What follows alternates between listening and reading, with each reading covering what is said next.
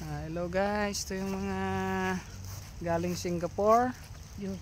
So sila namasyal dito sa New Zealand. Takes their vacation here for how many days. So anong masasabi nyo guys sa New Zealand? It's a very nice enjoy! Enjoy the weather! Yeah, enjoy the weather. So napakalamig.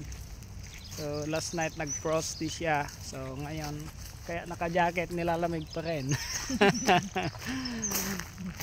Maganda dito, nandito kami sa Domain Park.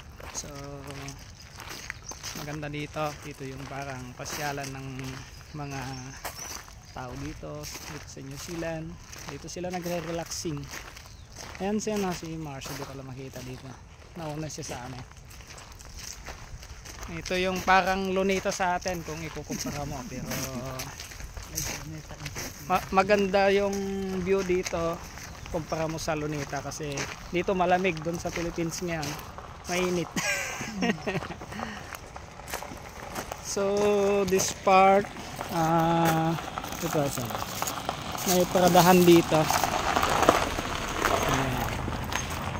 So as you can see yung mga puno dito para inalagaan, malalaki sila, magaganda. Ayan, ganda yung part ng ano dito.